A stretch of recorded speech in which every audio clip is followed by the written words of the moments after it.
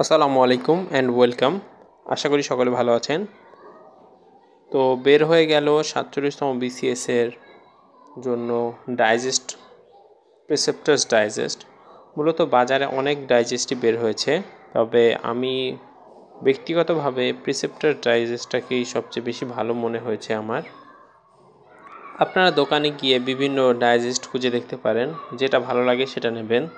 তবে আমার ব্যক্তিগতভাবে মনে হয়েছে প্রিসেপ্টার ডাইজেস্টটা তুলনামূলক ভালো, সেটা বিষয়ে একটু কথা বলবো।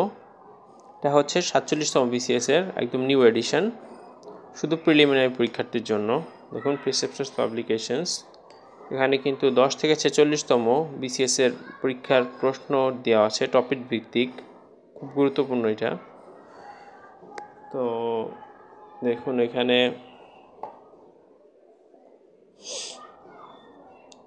কারা কাজ করেছে সার্বিক তত্ত্বাবধানে, দেখুন জিয়াউর রহমান সুজন স্যার, উনি বিসিএস প্রশাসন, মোহাম্মদ রাসেল স্যার, যিনি বিসিএস আনসার।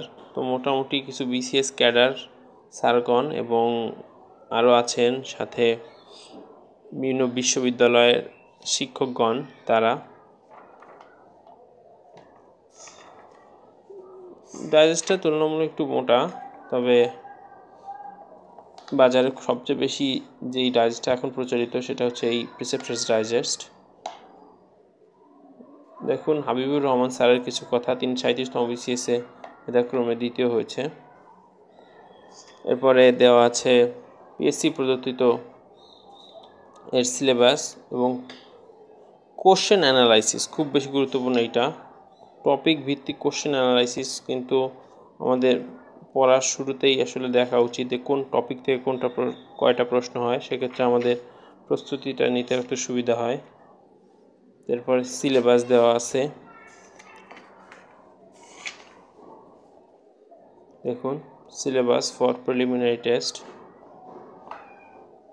আমরা তো মোটামুটি সকলেই সিলেবাস সম্পর্কে, যারা অন্তত 47-এর প্রিপারেশন নিয়েছি তারা সকলেই জানি সিলেবাস। এরপর দেওয়া আছে সূচি, দেখুন আলাদা আলাদা করে বাংলা ভাষা ও সাহিত্য, যুগভিত্তিক করে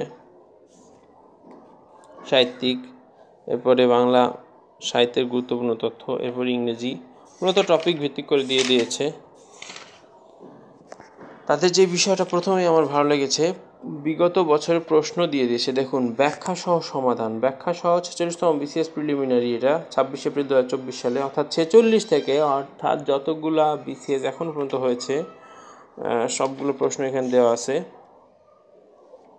দেখুন 46, মোটামুটি প্রথমে এটা যখন আপনারা পড়বেন একটা জব সলিউশনের কাজ হয়ে যাবে, একটা জব সলিউশন বলতে পারেন, যে ছোটোখাটো একটা জব সলিউশন, কারণ এখানে কিন্তু ব্যাখ্যাও দেওয়া আছে। দেখুন এখানে ব্যাখ্যাও দেওয়া আছে, তো বলতে পারেন ছোটোখাটো একটা জব সলিউশন। এর পরবর্তীতে টপিক ভিত্তিক, এরপরে চলে যাই। দেখুন প্রথম সাবজেক্টিভ বাংলা ভাষা ও সাহিত্য, যেখানে 35 মার্ক। দেখুন বাংলা ভাষা, প্রথমে বাংলা ভাষা নিয়ে কথা বলেছে।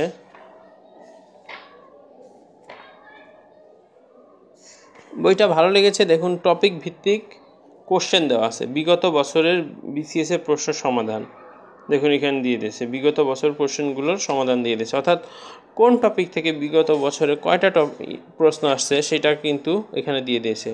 এরপরে দেখুন সমাস, সমাসে কী হয়েছে, দেখুন বিগত বছর বিসিএসের প্রশ্নগুলো দিয়ে দিয়েছে। তো আপনি একটা টপিক পড়লেন, সাথে সেই প্রশ্নগুলো সমাধান করে ফেললেন, ঝামেলা শেষ।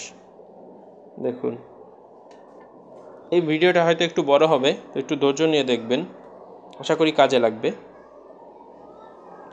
দেখুন আবারও সেই টপিক ভিত্তিক প্রশ্ন, পদাশ্রিত নির্দেশক, আর্টিকেল, যেটা আমরা ইংরেজিতে বলি আর্টিকেল, এগুলো 9-10 বইতেও আছে, তবে এখানে 9-10 বইয়ে বর্তমানে এত বেশি বিস্তারিত নাই, জন্য আমি মনে করি যে 9-10 বইয়ে পড়ার পাশাপাশি একটা ডাইজেস্ট থেকেও যদি আপনারা এই ব্যাকরণগুলো দেখে নেন তাহলে অনেক বেশি ভালো হয়। কোন আছে বাংলা, বাংলা গ্রামার বা বাংলা ব্যাকরণ,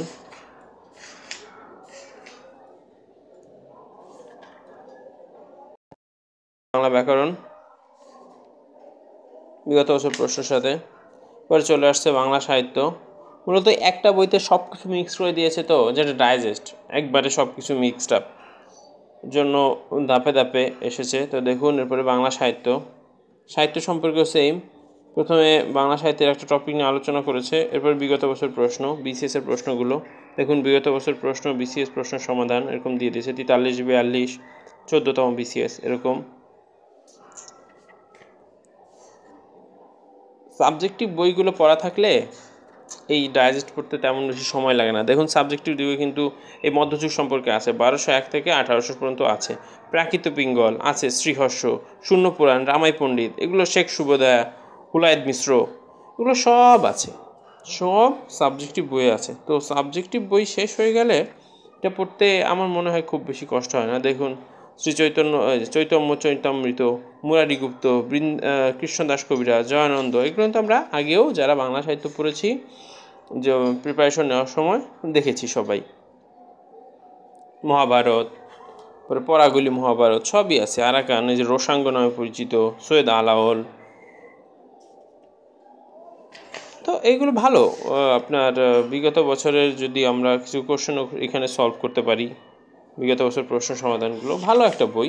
ওভারঅল বলা যায় বাজারে এখন যতগুলো ডাইজেস্ট আছে আমার কাছে বেস্ট ডাইজেস্ট মনে হয়েছে। দেখুন এরপরে সাহিত্য, নীরবেন্দু মিত্র, গিরিশচন্দ্র সেন, একটা বই থেকে প্রথমে পড়ে নিলে এরপরে খুব বেশি কষ্ট হয় না।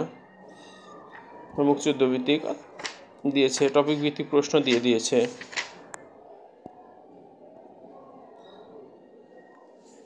ইংলিশ, ইংরেজি গ্রামার, কেউ যদি চান মনে করেন যে ভালো ইংরেজি গ্রামার পড়তে চান বা পড়া হয়নি, ডাইজেস্ট থেকে পড়ে নিলেন, শুধু গ্রামারটা পড়ে নিলেন।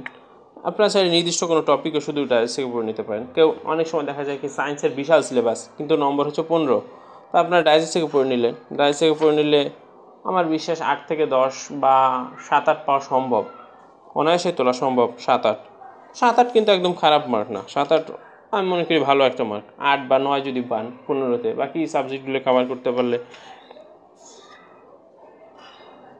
ইংরেজি 1 word সাবস্টিটিউশন,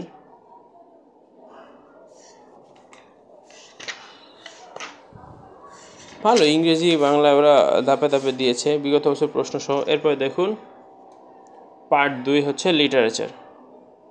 বিপিএসসি প্রদত্ত ইংলিশ লিটারেচার প্রথমে ওরা সিলেবাস নিয়ে কথা বলেছে, ওদের ব্যক্তিগত কিছু কথা বলেছে যে কোন কবি সাহিত্যিকগুলো বেশি ইম্পর্টেন্ট, যেমন ধরেন ডব্লিউ.বি. Years, T.S.. লরেন্স, এগুলো কিন্তু তুলনামূলক বেশি গুরুত্বপূর্ণ। উইলিয়াম শেক্সপিয়ার তো জন্ম মৃত্যু প্রশ্ন চলে আসে অনেক সময়, যে তার জন্ম কবে মৃত্যু কবে এরকম। পরে সাহিত্য টপিক ভিত্তিক বেস করে করে করে ওরা লিখছে, সুন্দর লিখছে বিগত বছর প্রশ্ন দিয়ে দিয়ে। এরপরে বাংলাদেশ বিষয়াবলী, এবং তাদের ছাপা প্রিন্ট কিন্তু অনেক সুন্দর, আমার ভালো লেগেছে তুলনামূলকভাবে বাংলাদেশ বিষয়াবলী। এখন এই জিনিসগুলো কিন্তু আমরা আগেও পড়েছি, ফকির সন্ন্যাসী আন্দোলন, চাকমা বিদ্রোহ, তিতুমির আন্দোলন, জাস্ট এখান থেকে আবার একটু পড়লে সুবিধা হয়। দেখুন ইংরেজি উপমহাদেশের যে গভর্নরগুলো, ক্লাইভ, হেস্টিং এরা, লর্ড ক্যানিং, মেও, যে লর্ড মেও যার সময় আদমশুমারি চালু হয়, যে আছে কার্জন, মাউন্টব্যাটেন, এগুলো আমরা বাংলাদেশ বিশ্ববিদ্যালয়তে অনেক পড়েছি। এইগুলোই জাস্ট সামারি করে দিয়েছে, যতটুকু আমাদের খুব বেশি প্রয়োজন আসার মতো পরীক্ষায় এগুলো দিয়ে দিয়েছে।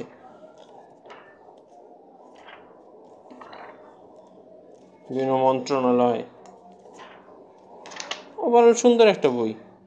জিএনপি, জিডিপি, বাংলাদেশের অর্থনীতি, দেখুন ইকোনমিক্স থেকে প্রশ্ন এসে থাকে মাঝে মাঝেই, বাংলাদেশের জিডিপি কত, জিএনপি কত, এইগুলো চেয়ে থাকে। পরে বিগত বছর প্রশ্ন অ্যাড করে দিয়েছে। বাংলাদেশের সংবিধান দেখুন টপিক ভিত্তিক, এটা হচ্ছে 6 নাম্বার টপিক, আমরা পূর্বে 5টা দেখেছি, এই যে 6 নাম্বার টপিক।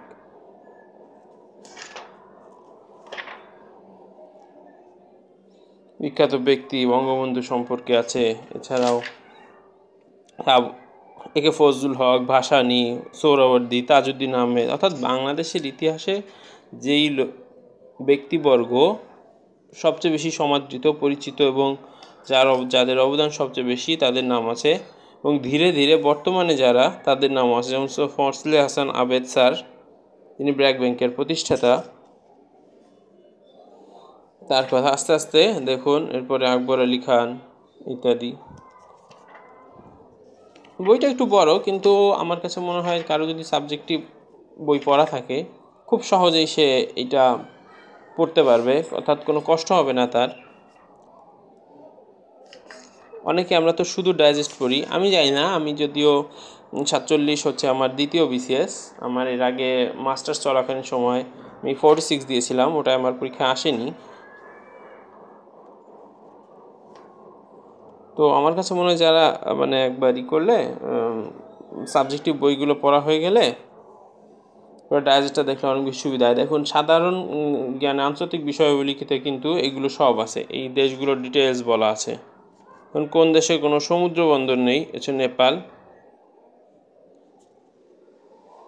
মূলত 3টি দেশে সমুদ্র বন্দর নেই, এটা হচ্ছে নেপাল, ভুটান এবং আফগানিস্তান। তো একটু বিস্তারিত পড়ে নেবেন, দেখেন তাহলে একটু সুবিধা হয়। দেখুন, এখানে এসে 33তম বিষয় যে শ্রীলঙ্কার মুদ্রার নাম কি। এখন আপনারা যদি জেনে রাখেন যে ডলার কাদের মুদ্রার নাম, টাকা কার মুদ্রার নাম, রুপি, শ্রীলঙ্কা হচ্ছে রুপি। বাট পাউন্ড কাদের মুদ্রার নাম, যেমন যুক্তরাজ্য, সিরিয়া, মিশর, এদের হচ্ছে পাউন্ড। ডলার কাদের মুদ্রার নাম, এগুলো যদি জেনে রাখেন অনেক বেশি সুবিধা হয় তাহলে, অর্থাৎ যেটা আসুক আপনি পারবেন। দেখুন, কোথায় ধান গবেষণা ইনস্টিটিউট অবস্থিত, এটা হচ্ছে ম্যানিলা। এরকম বিস্তারিত যদি একটু পড়া হয় খুব ভালো হয়। এবারে দেখুন, আমরা এখন আন্তর্জাতিক বিষয় বলি, অর্থাৎ একবার একটা কম্বাইন্ড প্রিপারেশন চলে আসে এই যদি একটা ডাইজেস্ট করা হয় সাবজেক্টিভ বই শেষ করে। আন্তর্জাতিক বিষয়াবলী, বিগত বছর প্রশ্ন সহ কপ সম্মেলন খুব গুরুত্বপূর্ণ। আগে আমার একটা শর্ট ভিডিও আছে কপ সম্মেলন নিয়ে, 46 বিষয় আছে, কিন্তু কপ সম্মেলন থেকে প্রশ্ন এসেছিল।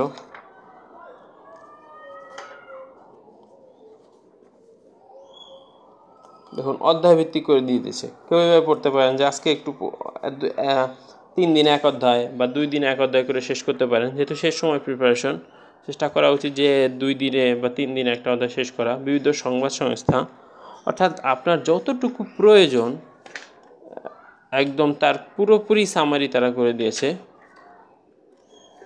বিভিন্ন প্রশ্ন সহ অ্যাড করে দিয়ে ভূগোল,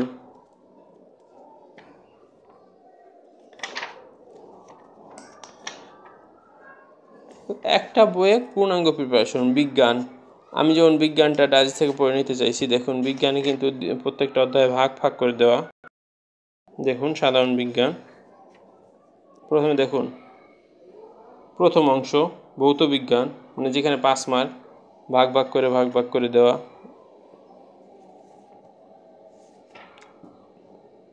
এখন তো সময় কম, জাস্ট এগুলো পড়লে আমাদের যাদের মোটামুটি আমরা যারা পড়েছি আগে, এটা দেখলেই অনেকটা কভার হয়ে যাবে।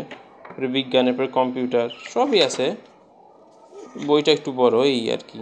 আর বিগত কয়েক পড়া থাকলে আপনি দেখবেন যে বই ধরলে দেখবেন যে অলরেডি 50% যদি সাবজেক্টিভ সব পড়া থাকে 50% আপনি অলরেডি পারেন। ম্যাথগুলো চ্যাপ্টার ওয়াইজ দেওয়া আছে, যেমন বহুপদী উৎপাদক, চ্যাপ্টার ওয়াইজগুলো অঙ্কমূল্য দেওয়া আছে। দেখুন, টপিক বেসড করে ইম্পর্টেন্ট যে এমসিকিউ সেগুলো দিয়ে দিয়েছে।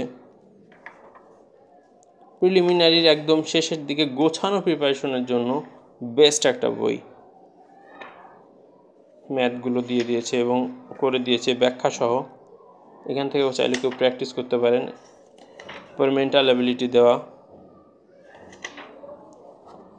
এই হচ্ছে প্রিসেপ্টাস ডাইজেস্টের ফুল রিভিউ, আমার কাছে খুব তো ভালো লেগেছে। দেখুন, বইয়ের বৈশিষ্ট্যসমূহ বলে দিয়েছে, যে বিভিন্ন ক্যাডার সমূহের দ্বারা লেখা। প্রথম থেকে 46 বিসিএসে সব টপিক ভিত্তিক দেওয়া আছে। নবম দশম শ্রেণীর নতুন বাংলা ব্যাকরণ বইয়ের কিন্তু এখানে সংযোজন আছে। আমরা কিন্তু অনেক সময় এই পুরাতন বইটা পড়ে থাকি, অনেক সময় পুরাতন পড়ি না, নতুন পড়ি, যে ঝামেলা হয়। একদম নতুন যেটা লেটেস্ট সেটা দেওয়া আছে, ওদের আরও কিছু বই আছে। তো এই হচ্ছে প্রিসেপ্টাস ডাইজেস্টের 47তম বিসিএসে ফুল রিভিউ। আশা করি আপনাদের ভালো লেগেছে। যদি ভালো লেগে থাকে চ্যানেলটি সাবস্ক্রাইব করুন। আসসালামু আলাইকুম।